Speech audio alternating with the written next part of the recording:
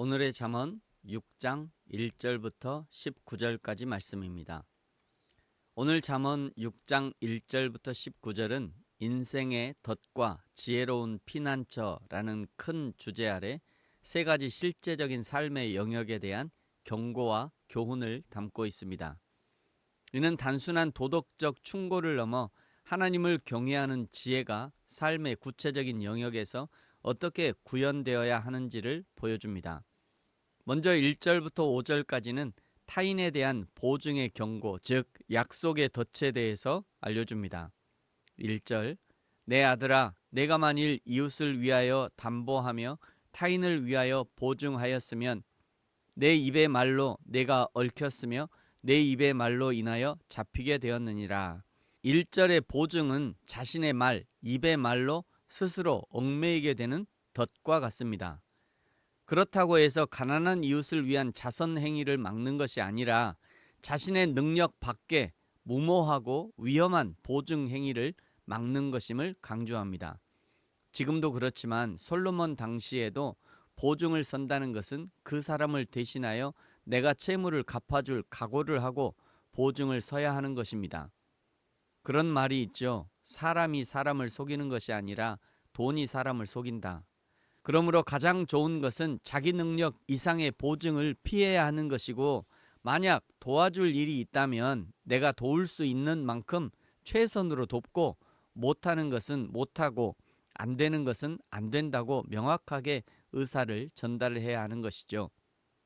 그럼에도 불구하고 보증의 덫에 걸렸다면 3절부터 내 아들아, 내가 내 이웃의 손에 빠졌은즉 이같이 하라. 너는 곧 가서 겸손히 내 이웃에게 간구하여 스스로 구원하되 내 눈을 잠들게 하지 말며 눈꺼풀을 감기지 하지 말고 노루가 사냥꾼의 손에서 벗어나는 것 같이 새가 그물 치는 자의 손에서 벗어나는 것 같이 스스로 구원하라. 아멘.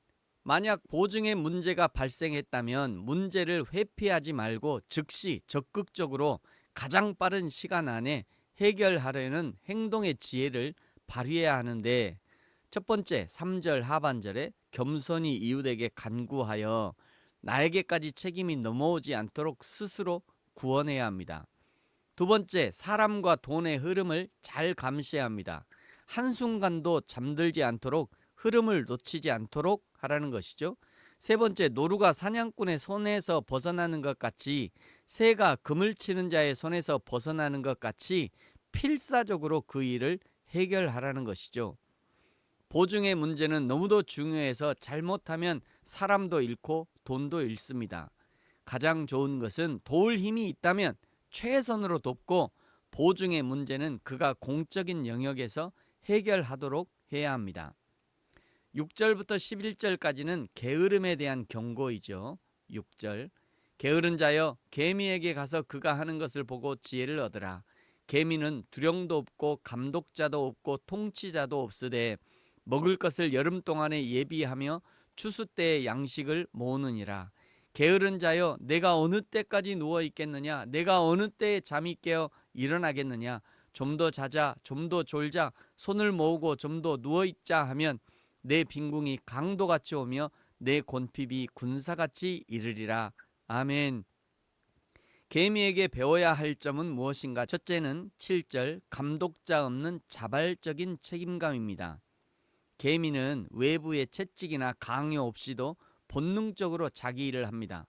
게으른 사람은 누군가 자기를 감시하거나 명령해야만 움직이려 하지만, 지혜로운 사람은 하나님 앞에서 스스로의 책임을 인식하고 자발적으로 행동해야 하는 것이죠.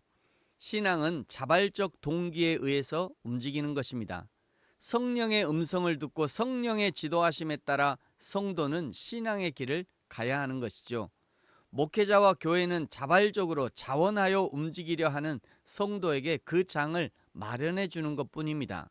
목회자와 교회가 성도들에게 헌신의 멍에, 봉사의 멍에를 지워주기 시작하면 그때는 이미 자발적 신앙은 사라지고 종과 같은, 노예와 같은 신앙생활이 시작되는 것이죠. 개미에게서 배워야 할 점 두 번째는 미래를 대비하는 지혜입니다. 8절에 먹을 것을 여름 동안에 예비하며 추수 때에 양식을 모으느니라. 이 지혜는 단순히 경제적인 저축을 넘어 영적인 영역에도 적용됩니다. 우리가 은혜의 때 현재 부지런히 말씀을 배우고 덕을 쌓아 시련의 때 미래를 대비해야 함을 가르치는 영적인 교훈이 될 수 있는 거죠. 게으름은 곧 미래를 낭비하는 어리석음입니다. 개미에게서 배워야 할 것 세 번째는 하나님 창조 질서의 반영입니다. 개미의 근면함은 하나님이 온 세상에 심어 놓으신 자연의 법칙이자 창조 질서를 그대로 따르는 행위인 것이죠. 그리스도인의 믿음은 성실한 믿음이어야 합니다. 그리스도인의 믿음은 충성하는 믿음이어야 합니다. 그리스도인의 믿음은 신실한 믿음이어야 하는 것이죠. 하나님은 천하 만물, 특별히 개미라는 미물을 통해서도 우리 그리스도인에게 교훈하고 계시는 것이죠. 세 번째 단락은 여호와께서 미워하시는 67가지가 있다고 말씀하십니다. 먼저 세상에서 실패와 패망의 지름길을 알려줍니다. 12절, 불량하고 악한 자는 구부러진 말을 하고 다니며 눈짓을 하며 발로 뜻을 보이며 손가락질을 하며 그의 마음에 패역을 품으며 항상 악을 꾀하여 다툼을 일으키는 자라. 그러므로 그의 재앙이 갑자기 내려 당장에 멸망하여 살릴 길이 없으리라. 아멘. 직장에서도 학교에서도 이웃에게서도 전혀 인정함을 받지 못하는 사람들의 행위입니다. 16절, 여호와께서 미워하시는 것 곧 그의 마음에 싫어하는 것이 67가지이니 곧 교만한 눈과 거짓된 혀와 무죄한 자의 피를 흘리는 손과 악한 계교를 꾀하는 마음과 빨리 악으로 달려가는 발과 거짓을 말하는 망령된 증인과 및 형제 사이를 이간하는 자이니라. 아멘. 이 죄들은 하나님과의 관계뿐만 아니라 공동체의 파괴, 가정의 파괴, 이웃 관계의 파괴, 교회 공동체의 파괴, 사회의 파괴로 이어지는 죄들입니다. 가짜 뉴스를 만들어내고 퍼나르는 것은 반대편의 사람만이 아니라 너와 나를 포함한 모든 사람을 파괴하는 행위입니다. 그리스도인은 말과 행동, 심지어 마음의 생각까지 하나님의 거룩한 성품을 닮아가야 합니다. 그것이 사랑과 평화를 이루는 비결이 되는 것이죠. 사랑하는 성도 여러분, 도울 힘이 있거든 최선으로 돕되 힘에 지나치는 보증은 피하십시오. 개미에게서 성실과 근면을 배우십시오. 그리고 개인과 공동체를 파괴하는 어떤 것도 가까이 하지 않는, 그리하여 하나님의 사랑과 진리를 드러내는 저와 여러분이 되어지기를 예수님의 이름으로 축복합니다. 아멘. 기도하겠습니다.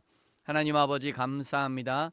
우리의 이웃이 어려움이 있을 때 최선으로 돕게 하시고, 그러나 그 도움이 나를 해치는 도움이 아니라 서로를 살리는 도움이 되게 하시고, 개미의 근면 성실, 충성을 배우게 하시고, 우리 모든 그리스도인들이 하나님의 성품을 닮아 성실한 믿음, 충성하는 믿음, 온유한 믿음, 나에게 맡겨주신 사명을 믿음으로 감당하는 믿음의 사람들 되게 하여 주옵소서. 감사합니다. 예수님의 이름으로 기도합니다. 아멘. 하늘에 계신 우리 아버지, 아버지의 이름을 거룩하게 하시며 아버지의 나라가 오게 하시며 아버지의 뜻이 하늘에서와 같이 땅에서도 이루어지게 하소서. 오늘 우리에게 일용할 양식을 주시고 우리가 우리에게 잘못한 사람을 용서하여 준 것 같이 우리 죄를 용서하여 주시고 우리를 시험에 빠지지 않게 하시고 악에서 구하소서. 나라와 권능과 영광이 영원히 아버지의 것입니다. 아멘.